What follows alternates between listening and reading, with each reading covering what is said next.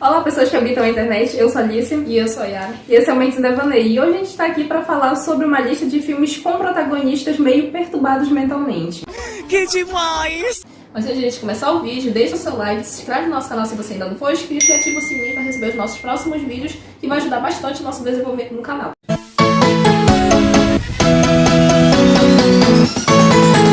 E o nosso primeiro filme da lista é Perfume, a história de um assassino, que foi lançado em 2006 com a direção de Tom Tykwer.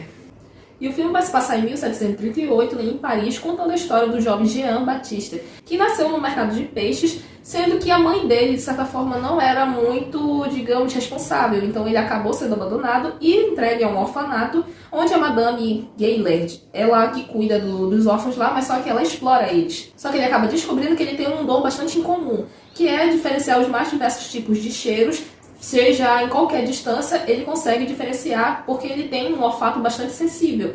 E já adulto ele começa a trabalhar como aprendiz em uma perfumaria que estava indo à falência, só com o tempo ele começa a lidar com os perfumes e aprender como é que eles são produzidos e os cheiros e um monte de coisa, não demorando muito para que ele passasse o seu mestre e já deixando ele, porque na maioria dos casos ele sempre passa por pessoas nesse filme e vai deixando elas para trás com o tempo.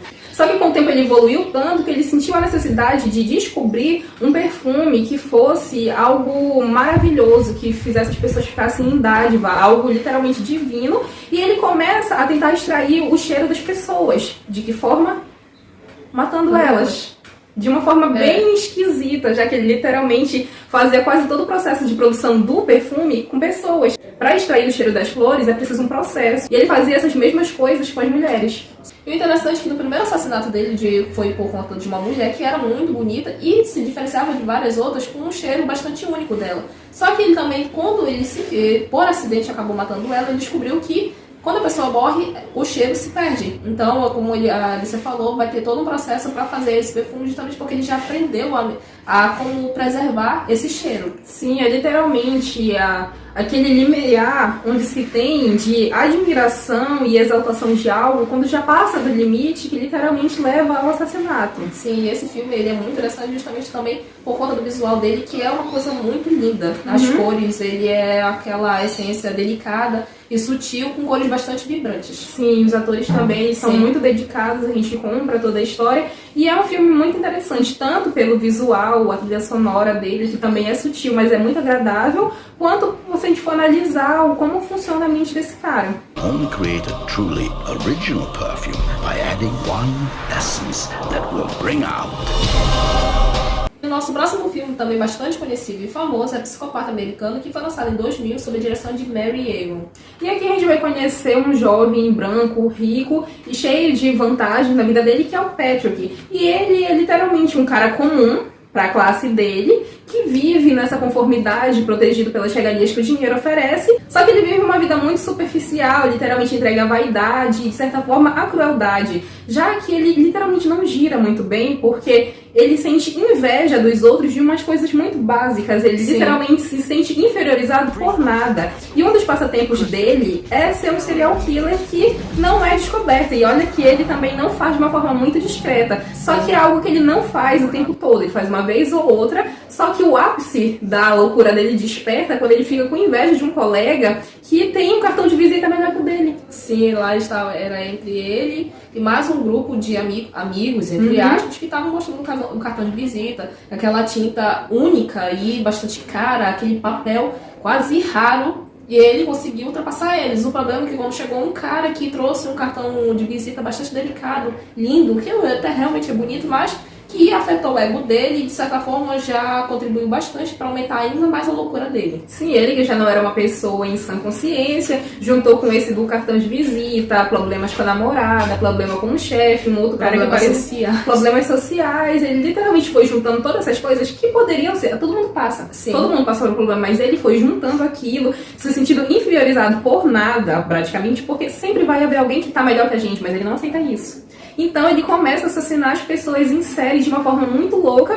E o interessante desse filme é que no final há uma reviravolta que a gente de certa forma não esperava, mas que se a gente prestasse atenção ia estar lá os sinais o tempo todo. Sim.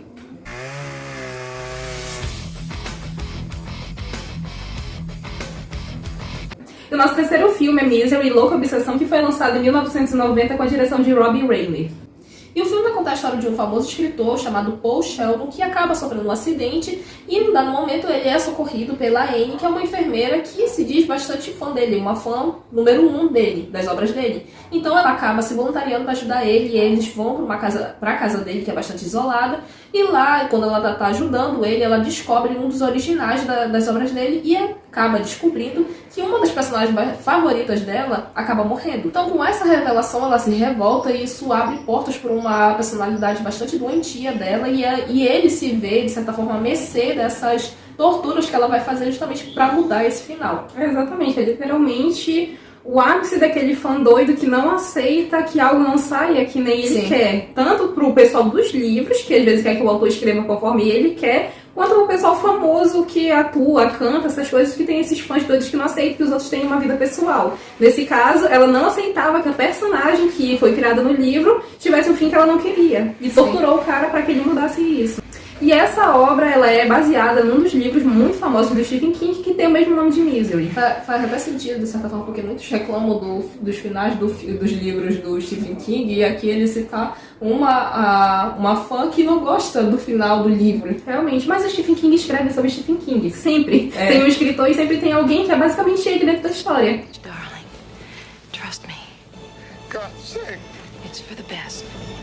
E o nosso próximo filme é O Talentoso Ripley, que foi lançado em 1999 sob a direção de Anthony Minghella. E aqui a gente vai conhecer o Tom, que é literalmente muito habilidoso na arte do golpe. Ele sabe imitar a assinatura, imitar a voz, imitar os jeitos das pessoas. E por um acaso ele acaba encontrando o Ebert, que é um cara muito rico, que está preocupado com seu filho. O filho dele é o Dick, e ele foi, de certa forma, um colega do Tom, num passado, onde o Tom literalmente queria evoluir, então ele andava com pessoas mais ricas. E aí o Ebert fala pra ele, olha, meu filho foi para um outro país falar que quer viver da arte dele, eu estou muito preocupada, você me faria o favor de buscar meu filho? Vai a passagem, eu vou pagar, comida, hospedagem, tudo resolvido. E ele pensou, por que não? Não me importo com o cara? Não me importo. Sim. Literalmente, mas se o cara vai estar pagando, eu vou. Só que chegando lá, acontece um acidente e ele acaba matando o Dick, então ele começa a se passar por ele. E de certa forma a gente fica vendo que foi um acidente? Foi. Mas ele também não se importa nem um pouco com isso e de desfrutar as coisas que o Dick tinha, que é a riqueza e bons contatos e outras coisas, para se beneficiar, porque ele não se importa com os outros. Ele é literalmente um psicopata. Sim, a maior parte desses personagens, eles são psicopatas, eles cometem os crimes deles e não se importam com isso. Eles literalmente estão fazendo as coisas para o bel prazer deles, satisfazer essas vontades violentas deles. Everybody should have one talent. What's yours? E o nosso último filme da lista, Laranja Mecânica, que foi lançado em 1971 com a direção de Stanley Kubrick. E esse filme ele vai se passar no futuro, contando a história do jovem Alex, que é líder de uma gangue. E essa gangue fazem as diversas coisas. Eles roubam, estrupam, matam. Enfim, eles fazem tudo o que eles querem justamente porque eles são jovens rebeldes. Até que no momento eles acabam sendo presos e para reduzir o tempo na cadeia, o Alex ele se voluntaria para participar de um programa em que esse programa consiste em tentar frear, utiliza vários experimentos para frear impulsos humanos que são impulsos violentos, justamente para ver no que vai dar. Até que ele participa disso, mas só que ele não tem consciência do quão perigoso esses experimentos são. Sim, aqui nesse filme a gente vai ter uma daquelas cenas que são uma das mais agoniantes do cinema, que é que ele fica preso na cadeira e abrem o olho dele e prendem, ficam pingando colírio para ele ficar assistindo por horas aquilo. Porque essa experiência consiste naquela associação que se faz de que algo que a gente vê repetidamente, a gente cria, digamos, aversão. Então ele passa horas preso vendo cenas brutais de violências que é para ele ganhar aversão a isso. Só que isso não funciona, isso só deixa ele pior do que ele já era. Sim. It's funny how the colors of the real world only seem really real when you video them. Então é isso, se você gostou desse vídeo, não esquece de deixar seu like, se inscrever no canal se você ainda não for inscrito e ativar o sininho para receber nossos próximos vídeos. E é isso, tchau!